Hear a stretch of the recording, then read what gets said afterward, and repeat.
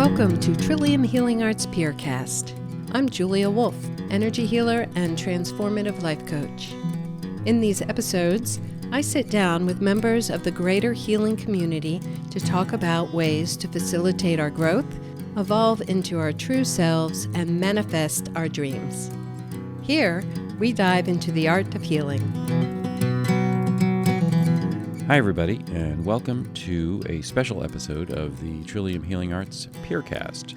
I'm Steve Devoni of the pair of Steve and Julia. We've been working on transformative work for a while now, and retreats in particular. And today we want to talk about something that sometimes gets overlooked, which is the usefulness of the retreat itself. So I'm sitting here with Julia. Julia, say hello. Hello, everybody. Okay. And so this is one of those things, we're just going to wing it and see where this goes, because we really have realized that the retreat itself is so much part of the process, and it's oftentimes just ignored. Exactly. So tell me, first of all, I mean, everyone probably knows who you are, but Julia, tell us who you are. I'm Julia Wolf. Trillium Healing Arts is my practice. I'm a transformative life coach and energy healer. I started this practice in 2018. And one of my passions of my work is not only working individually, but these transformative retreats. Retreats in general, workshops, and as Steve alluded to in the introduction, the retreat aspect of this work is so powerful. Right. We've gotten questions from people that would say, oh, do I have to stay here, or, can I leave early, or things like that. Why is it important for a participant to come to a retreat, not even ours, but any retreat, and stay there? What's the importance of that? Okay, I liked your analogy this morning when we were talking, Steve, about meditation as a form of retreat. And the reason why meditating and retreating are parallel is when we meditate, we take time out of our day to devote just to ourselves, to quiet our mind, and to seek to settle ourselves into our bodies, onto earth. And this is an opportunity for us to see our life situation in from a greater perspective, to intentionally become aware of ourselves.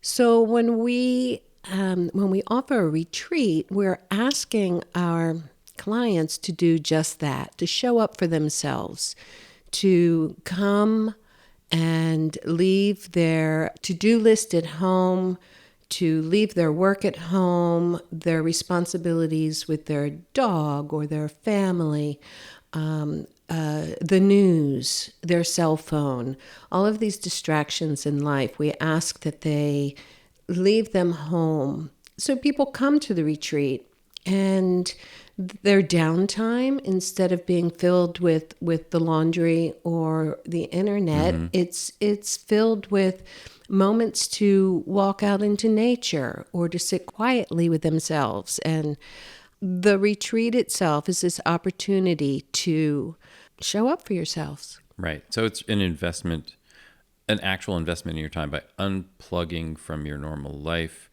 and doing that intentionally. That is so hard to do. I mean, I've tried to have a meditation practice for years, and it took me a very long time to realize that that retreating aspect to it is the whole point. In the end, we are so cluttered with, I'm just going to reiterate what you said, we're so cluttered with noise and things that are trying to get our attention, and whether they're our family or our cell phone, like you said. I think that's the idea. And it's often overlooked because people come to these things and say, okay, well, I only live like 5 miles away, so can I go home and sleep there?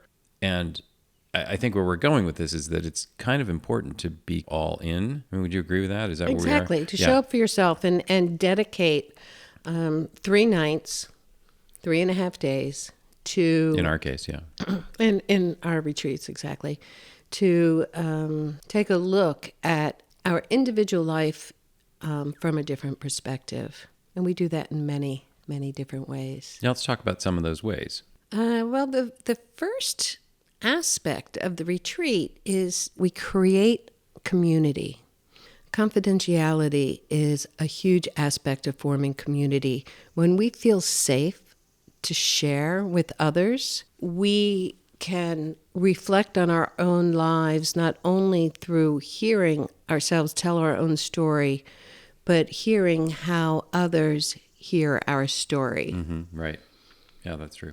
And we can only do that if we feel safe and we feel that our story will stay in the circle, as we call it. We spend the weekend, in our case, in how we run our retreats, we spend the weekend remembering how and using the muscle of listening from our hearts and not from our thinking mind. So we learn and we practice truly listening without an underlying agenda of fixing or helping in any way. So we listen from our hearts. And the opposite of that is speaking from our hearts. We spend time trying to come out of our heads and listen to our own hearts and therefore speak from our hearts. So then we develop this community of folks who are trusting that our stories will be confidentially heard and knowing that people are truly listening to us. At our last retreat, at the end, there was a woman who said, I really feel like I was seen. Right. And I think that happened for two reasons. One, this person felt safe enough to start talking about things that she may not have otherwise talked about with people. And two, she was truly listened to, and she could feel that. Mm-hmm. And that was very powerful. And I'd like to touch on that. You mentioned listening from your heart, which I think we spend the first day or so getting people comfortable with the idea of not having to know what it is they're going to say. Because when you just sort of said this, when you hear what's coming out of your head, it's sort of performative. It's the type of thing where you are, I kind of want to say this right, and I want to be able to perform it correctly so everyone will understand or everyone will think that that was a good thing to say. Sometimes your ego gets involved. The idea of being able to put that part of it aside and allow whatever is really bubbling up inside of you, your heart or whatever you want to call it, that's when things come out. And when you hear yourself say those things, when those words leave your mouth and go into your own ears, other people have heard it, but you heard it too. And I think that's something that is unexpected. A word that comes into my mind right now is shtick. Shtick. Oh, yeah, because you're doing your shtick. Exactly. We're very accustomed to presenting ourselves in a certain way when we go into social situations. That does not work in a transformative retreat. Right. At some point you realize this shtick of mine it's not actually serving me well when it comes to my greater purpose. Mm-hmm. Yep. And so that persona gets set aside, or we have that opportunity to set that persona aside and really explore our deeper, truer selves. What you said there is really important because a lot of times when you say you come to a retreat and then you say, well, I'm going to go home and come back again, you reset your shtick when you go home. Exactly. You reset yourself into that world, and then you have to come back and, I'm going to use a somewhat negative term, detox from that into the retreat setting again. And so in some ways, it is really important to not have to go through that sort of self-detox every time you go away and come back again. So staying at the retreat is really very beneficial because not only are you in session when we're doing different exercises and things, but then you have time to journal and you have time to be by yourself. But then we're going to eat meals together and we're going to discuss or talk about our dreams. Our dreams and sometimes our lives and whatever else. And there may be some other information that gets put out there because suddenly you're in a coalition of people on the same sort of journey, even though the details are different. There's a Pema Chodron, who's a Buddhist monk. She says, when the ground falls from beneath you. Mm-hmm.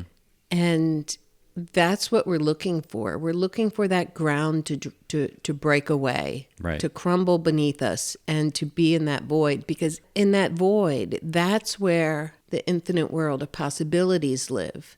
When we stand on our ground, we have this preconceived notion of what the options are. And of control. Exactly. Yeah. But when the ground falls away and we're floating in space, our world disappears for a moment.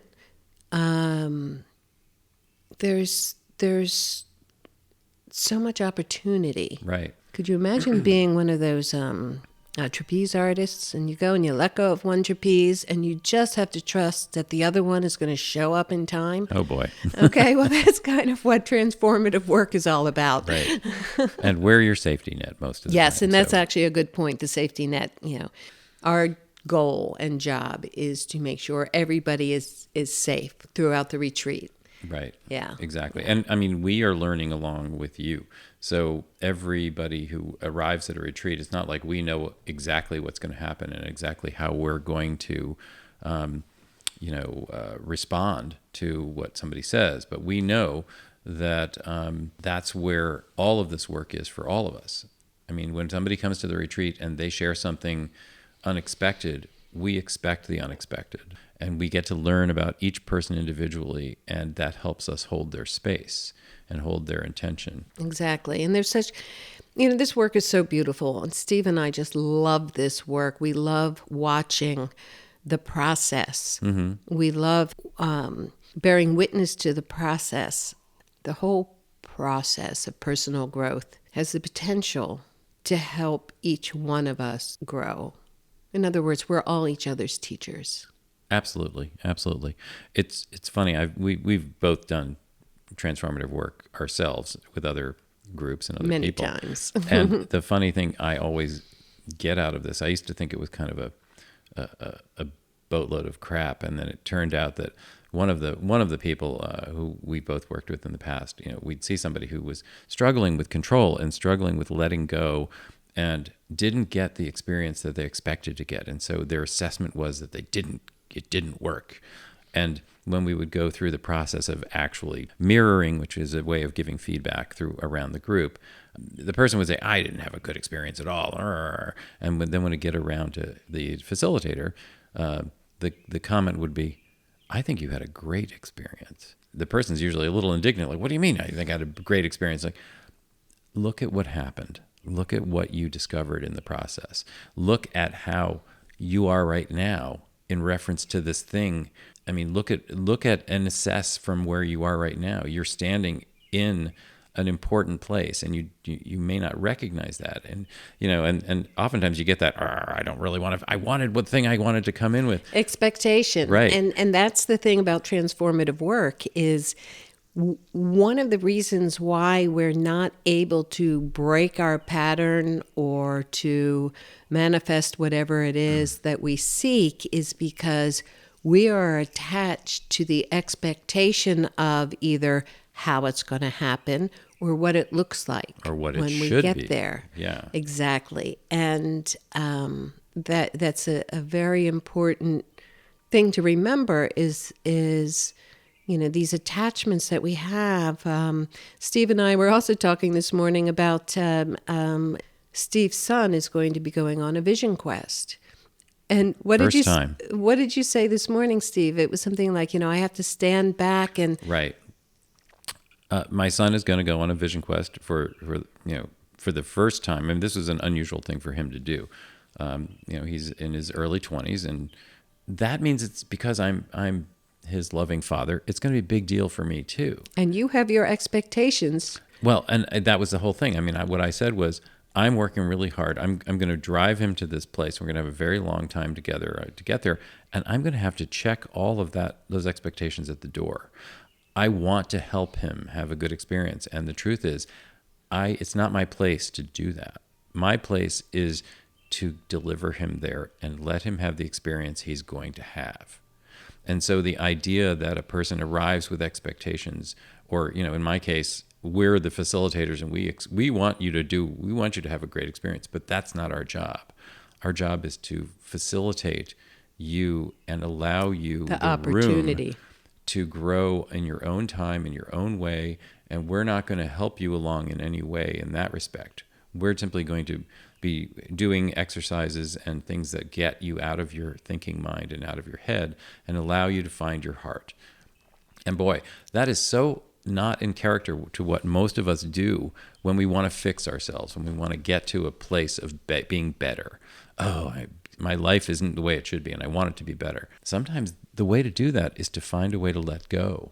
And a lot of times you're letting go of those things that hold you back, but you don't realize it. Which is often an expectation. Absolutely. Exactly. My Because- life would be good if it looked like this. Right. And that is your ego organizing your life. It's very important to have an ego, and it's very important that it organizes your life, but it has picked up all kinds of little programs that it runs all the time that don't serve you anymore. And this is what this transformative process is all about. And this is what the retreat process is helpful to doing. Going back to the original theme, the idea that you take yourself away from all those other things. You literally retreat from those things into a place where you can give yourself to yourself and allow yourself to come. Remove yourself from the world as you know it. Step into the unknown with the spirit of exploration. The retreat is that opportunity to step into the unknown. In this case, the unknown is the facets of myself that I don't see, that I'm yearning to develop a relationship with. Oftentimes, it's the things that I hate to say it, that we don't know about ourselves. The ego organizes your mind and it pushes these things away so you don't have to deal with them. So you can function in life, but those things still affect you. Those things still act as triggers for you, whatever it is. So wherever you're stuck is what this process is for, to allow yourself to get to that place of releasing those things.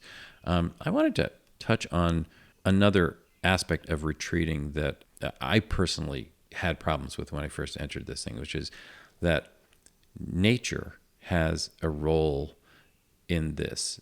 When you take away all of those other external things vying for your time and your attention, that there's actually messages.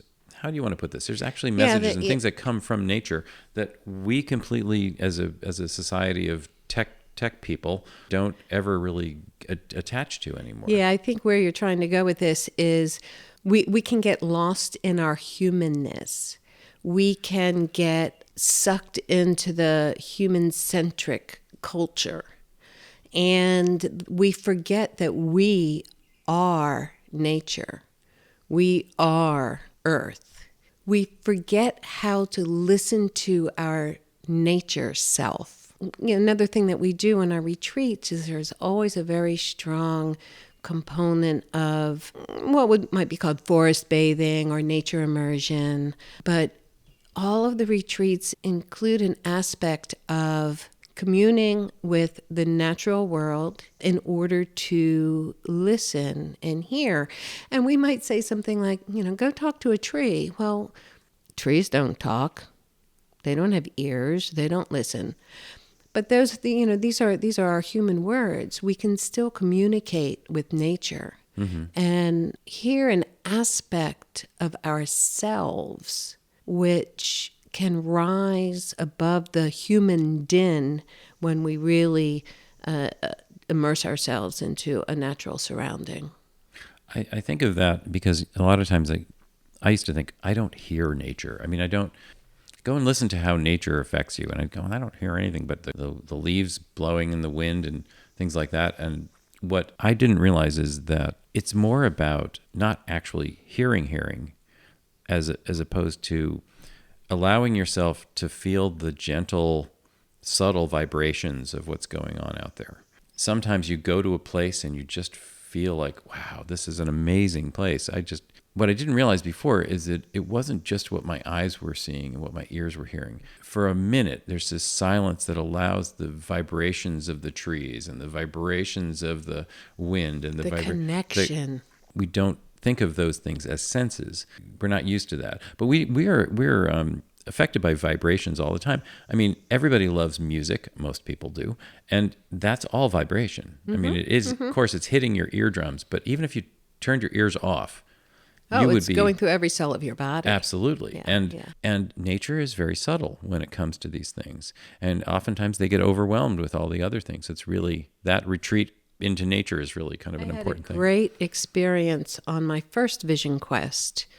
And a vision quest is there are many ways to do a vision quest, but the two that I've done and the one that Steve's son is going to be doing, it's a period of days leading up to a 4-day excursion into the wilderness, sleeping under a tarp or on a tarp, and only having water for 4 days. The first vision quest, there is a birch tree, which when it was a sapling, he was no doubt on the side of a stream. But over the years, the stream moved, as streams do.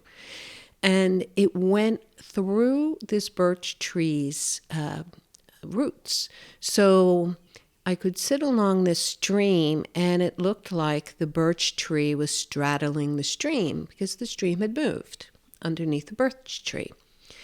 So I sat with this birch tree, and I would talk to the birch tree, and I would, talk about my life, why I was there, whatever was coming into my mind. And sometimes I would just sit with the birch tree and listen, and the birch tree would talk to me. Well, the birch tree was not having human voice and words. Speaking English. But what was happening was thoughts were rising up within me, which were not my typical thoughts. And one of the aspects of my vision quest, and one of the things that came up was, I had been through 2 divorces, and there's my own family and then society who has an opinion about marriage and divorce. And I was really struggling with all of this and this sense of failure. And I was sitting there quietly, and the birch tree said, "You're not divorced. You're single." And I was like, well, yes, I'm single, but I was married, and I'm now divorced. And the birch tree said, "You were postpartum. Are you still postpartum?" My children were in their late 30s. Yeah, I'm like, no. And I'm okay. So I was pregnant. I was postpartum. And that's in the past. I'm like, okay, I was married. I was divorced. And now I'm single. And I walked away from that birch tree feeling the weight of the world had come off of me, that I no longer had to walk it back into my community through a grocery store anyway without that burden of being a divorced person. And it was life-changing. So did the birch tree really tell me that? No, we had this energetic communication. Right. Sometimes this kind of process of just being in a different place with different vibrations of, in this case, nature, the birch tree, allow you to come to a place of quiet resolution with something that, you've been stuck on. And, being able to release that, suddenly it isn't who you are anymore. And suddenly you don't really care that anybody might see that because it's not true anymore. I mean, does that make sense? Absolutely. It's just not true anymore. It's not true anymore. And, it's one of those things where, when people say, "Oh my gosh, you are an X," and you believe you are, that hits home, and you get really, that can be really damaging. But if you don't believe it and somebody says you're X and you go, well, that's not true, and you just move on, and it's not real anymore. It's not who you are anymore. That's a trigger. I mean, we just talked about a trigger there. Right. Good point. And we don't always know what the root of the trigger is, Mm-hmm. That's right. And in my case, my vision quest had nothing to do with my divorce. That's not why I had gone on it. But that whole bit, that I just talked about was a root in how I was perceiving myself and therefore presenting myself to the world or responding to the world. That was my opportunity by communing with nature for me to see that.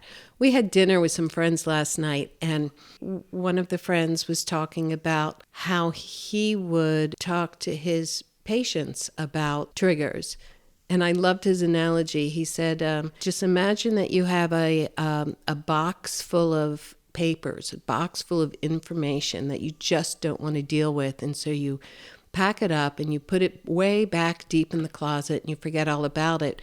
But then for some reason the house shakes. Yeah, it's an earthquake or something. Something happens and it falls out of the closet and you're like, what is this? And you just quickly shove it all back in there, but you don't really deal with it. That makes sense. Since we're freestyling it here today, I think we should probably kind of bring us back to where we started, which was the idea that the retreat itself is an important aspect of the retreat. In order to explore. Exactly. We need to retreat in order to feel safe to open up that box. Right. And so I think we should end where we started, because I think your example of the birch tree was really interesting, because you really did take the time to retreat, and to allow the quiet voice of your heart to come out and in many ways overwrite the very loud voice of your criticisms of yourself, or the things that keep bombarding you. And in regular ego life, you don't get a chance to have that quiet. No. And if it did arise, it gets covered up when you're not in that retreat place, potentially.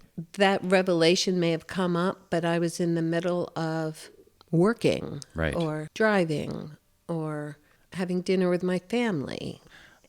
I look at it as, and then you lose it. I was busy shouting at myself that the quiet stuff, there's no value in the quiet stuff, when I personally think all the really good revelations I've ever had have been in the quiet places, in the little dark places that are quiet, that don't get any press in my head. And sometimes painful places. Oh, 100%, which is, you got to go through that place to get to that, little nugget of quiet wisdom that we often ignore because it's not loud, it's not sexy. It's the thing you need to hear that you never get to because you're too busy organizing your life to not deal with that thing. It's either too big or even too small, and you've got things to do. Right. So yeah. That's the whole idea. In a retreat, you have nothing else to do but be you. Show up for yourself. And I think that is the whole point of this. So it is. Julia, thank you so much for coming to this little sit down and having this little retreat talk about retreats. I always love talking about this work with you. This is such a passion of both of ours. And absolutely. Thanks. Okay. We'll see you all next time. Okay. Bye-bye. If you want more information about this episode, visit us on the web at theyurt@trillium.com and click on the Peercast tab. Thank you for joining me, and may our paths cross again.